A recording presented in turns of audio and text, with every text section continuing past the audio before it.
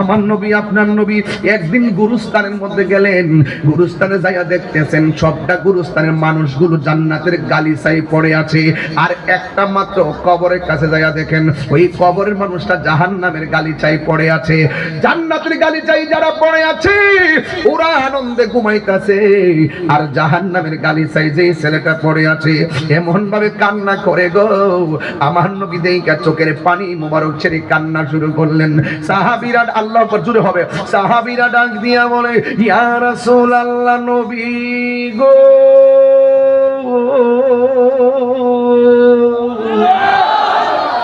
মায়ার নবীজি আপনি সব কবর দেখে হাসি দিলেন, এই কবরটা দেখে কেন চোখের পানি ফালাইয়া কানলেন?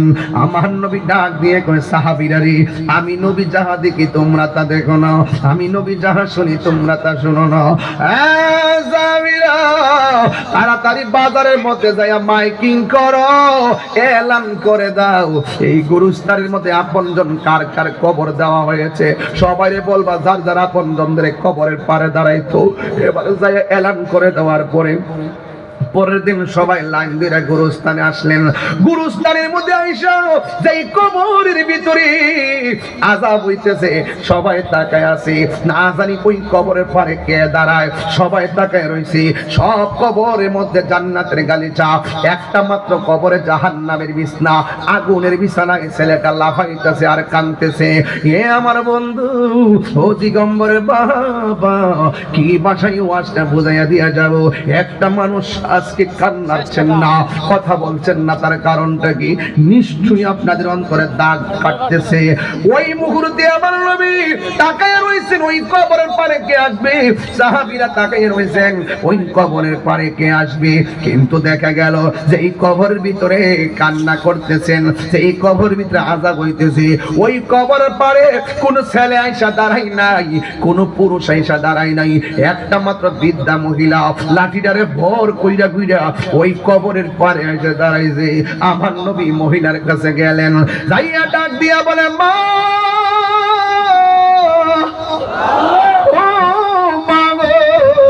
এই কবরে যে শুয়া রইছে এটা আপনার কি লাগে? কই ইয়া রাসূলুল্লাহ আমার সন্তান লাগে। একটা খেয়াল কইরা দেখেন না, ওয়া মা ইয়াস্তাবিল আহইয়া ওয়ালাল আমওয়াত, যারা জিন্দা যারা মুর্দা এক না। উপরে তাইকা কেউ কবর আযাব দেখে না। আল্লাহ বলেন ইন্নাল্লাহা ইসমিউ মাইয়াশা, আমি আল্লাহ যারে ইচ্ছা করি কবরের আযাব দেখার ক্ষমতা দেই, এই জন্য আমার নবী দেখার ক্ষমতা দিয়েছেন কে? আমার নবী ডাক দিয়ে বলে মা, আপনি যে বলতেছেন এই কবরটা আপনার সন্তানের কবর, আপনি জানেননি এই কবরে আপনার সন্তান সুখে কিনা দুঃখে আছে? মা ডাক দিয়া বলেন ইয়া রাসূলুল্লাহ ইয়া হাবিবাল্লাহ নবী গো, আমি জানি না, আল্লাহ এবং তার রাসূলই ভালো জানে। এই মহিলাটা ছিল নবীর আশিকা।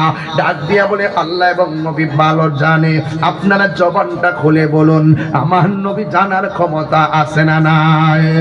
আমার নবী ডাক দিয়া বলে মা,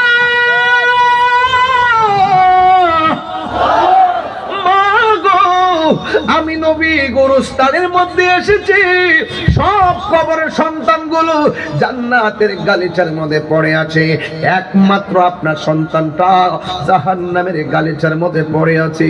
আপনারা বলেন এমন খবর শুনলে মা কষ্ট পায় কি পায় না?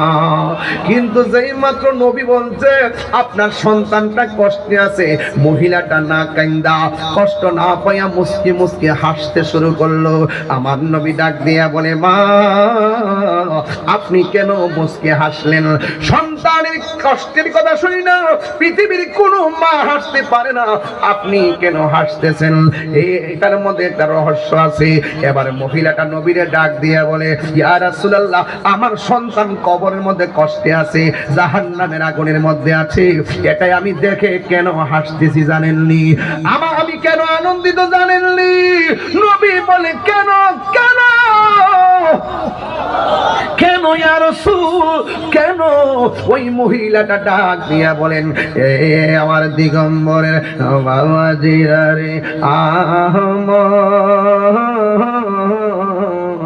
ও বাহুবলের বাবা, ও নবীগঞ্জের বাবা দিনা গো, আমার নবী ডাক দিয়ে বলেন মা কেন আপনি হাসতেছেন? এবার মহিলাটা ডাক দিয়ে বলেন নবী গো, এই সন্তানটা যেদিন কনসেপ্ট হয়েছে সেদিন থেকে আমি আনন্দিত। যেই দিন থেকে সন্তান পানির ফুটা থেকে গোশত, গোশত থেকে হাড্ডি, হাড্ডি থেকে পরিপূর্ণ শরীর হইয়া আমার পেটের মধ্যে লাথি দেয়, তখন থেকে আমি খুশি। ইয়া রাসূলুল্লাহ, জীবনে অনেক রাত আমি ঘুমাইছি, ঘুমের ঘোরের মধ্যে আমার সন্তান আমার লাথি দিছে, ঘুম থেকে ভাঙ্গা চোখের পানি ফালাইয়া কাঁদছি, এরপর চোখের পানির সাথে আমার আনন্দ। ইয়া রাসূলুল্লাহ, নবী গো, আমি খাওয়ার জন্য বসছি, ওই সময় সন্তান পেটের লাথি মারছে, আমি তখন খাবারটা রাখা দিয়া মানুষে বলছি আমার মুখের মধ্যে রুচি নাই, এরপর আমি আনন্দিত।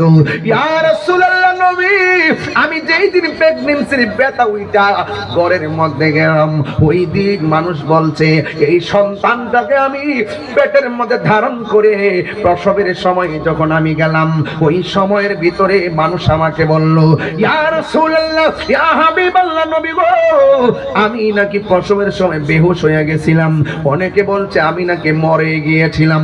এরপরে কিছুক্ষণ পরে আমার হুঁশ এলো, হুঁশ হওয়ার পরে আমার জাদুমণিরে যখন আমি কুলের মধ্যে নিয়েছি, আমার সব ব্যথা দূর হয়ে গেছে। ইয়া রাসূলুল্লাহ নবী গো, আমার সন্তানকে আমি ডানে শোয়াইছি, পেশাব করছি, আমি আমার জাদুমণিরে বামে নিয়ে গেছি, আমি আমার জাদুমণিরে বুকে নিয়ে গেছি, রাতের বেলা রাতের পর রাত আমি ঘুমাই নাই, এরপর আমার মনে কোনো দুঃখ নাই। হিন্দি মিন টাইমে সন্তান বড় হইতেছে, আমি আমার সব দিয়া ঘাম ধরাইয়া দুইজনে মিল্লা একে মানুষের মতো মানুষ বানাইলাম। এই সন্তানকে নিয়ে অনেক স্বপ্ন দেখেছি, আমি একদিন বৃদ্ধ হয়ে যাব আর আমার জাদুমণি শক্তিশালী থাকবে। আজকে আমার সন্তান ছোট ছিল, আমি ছিলাম শক্তিশালী, আমার সন্তানরা আমি টেক কেয়ার করেছি। একদিন আমার সন্তান বড় হবে, আমি যখন বৃদ্ধ হয়ে শিশুর মতো হয়ে যাব, ওই দিন আমার জাদুমণি আমাকে ভালোবাসবে। কিন্তু আমি দেখলাম চিত্রটা ভিন্ন। আমার সন্তান বড় হওয়ার পর যখন চাকরি হয়েছে, আমি যখন বৃদ্ধ হয়ে হাতের মধ্যে লাঠি এসে গেছি, আমার সন্তান আমার অসুস্থতায় পাশে থাকে না, আমার সন্তান আমার খবর নেয় না। আমি একটা ঘরের ভিতরে চোখের পানি ফালাইয়া কাঁদছি, আমার খবর কেউ নেই না। ইয়া রাসূলুল্লাহ নবী গো, এই সন্তানের দ্বারা কষ্ট পাইতে পাইতে আমার কষ্টের পরিধিটা বেড়ে গেছে, দেয়ালের মধ্যে পিঠ লেগে গেছে, আমি আর সহ্য করতে পারি নাই।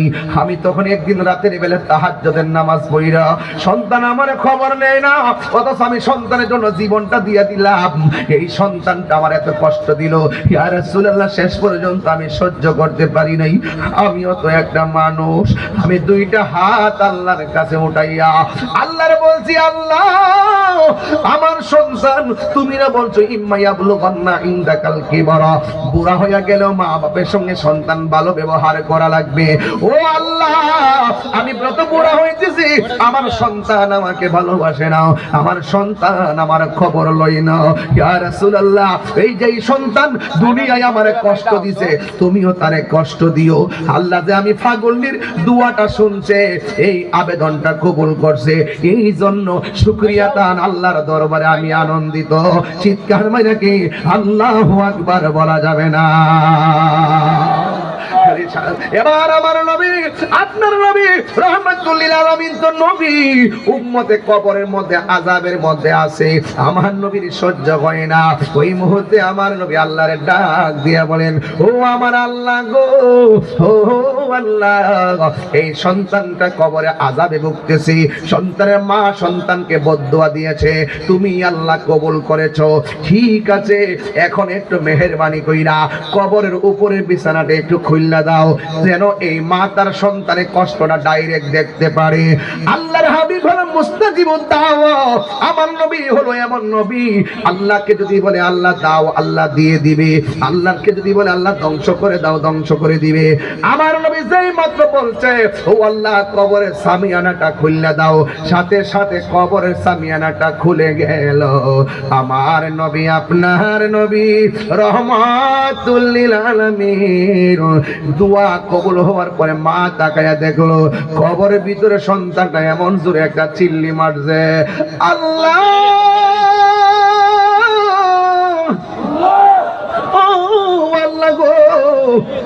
আর পারি না। এই কান্নার আওয়াজ শিমাল থেকে মাগরিব, জিমাল থেকে জনুব, মাশরিক থেকে মাগরিব, মানুষ আর জিন ছাড়া সব প্রাণীগুলা শুনতেছিল। ওই মহিলার সামনে সন্তানের কষ্ট যখন বাইসা উঠছে, আমি একটা কথা বলছি, আপনি আপনার মারে 1000 বার কষ্ট দিলেও একটা বার যদি সুন্দর করে ডাক দেন যে এই মানুষটা সেকেন্ডে কষ্ট বুঝলা যায়, ওই মানুষটার নাম হলো বাবা এবং মা। বাবা এবং মা, বাবা এবং মা। ও বন্ধু, মা যখন দেখলো সন্তানের কবরের মধ্যে আযাবের কারণে নাচতেছে, মা তো মমতার চাদর, মা তো মায়ার মা। কথা বলেন না বাজান, ঠিক কিনা? এই কষ্ট দেখা নবীরে ডাক দিয়া গো, নবী গো, আমি তো আল্লাহর কাছে বলছি আল্লাহ কষ্ট দিও, এমন কষ্ট দিব আমি আগে জানলে আমার জাদু মনির জন্য আমি বদদুয়া দিতাম না। ইয়া রাসূলুল্লাহ, নবী গো, একটা বার বলেন না আমার আল্লাহ যেন এই আযাবটা মাফ কইরা দে। এই জন্য আমি বাহুবল বইলা দিয়া যায়, দিগম্বরে বইলা দিয়া যায়, নবীগঞ্জে বইলা দিয়া যায়, 1000 কষ্ট দিয়া তাইকা মারে বিদায় দিয়েন না। আজকে মা আছে দেইকা সন্তানের পাশে গেছে, মা মাফ করছে, আর মারে কষ্ট দিয়া যদি কবরে ঢুকাইয়া দাও, কে তোমারে মাফ করবো? এই জন্য মা কষ্ট দিলে মার কাছ থেকে মাফটা চাইয়া নেন। আজকে রাতে যাই আমার পায়ে ধরে মাফ চাইবেন। আজকে বলবেন আম্মা তাহিরি হুজুরে বলছে তুমি বদদুয়া দিলে নাকি আল্লাহ কবুল করে, তুমি দোয়া করলে নাকি বান্দা আল্লাহর ওলি হইয়া যায়। আপনারা জবান খুলি বলুন, মা বাবার দোয়া সন্তানের আল্লাহ পাক রব্বুল আলামিন কবুল করে কি করে না?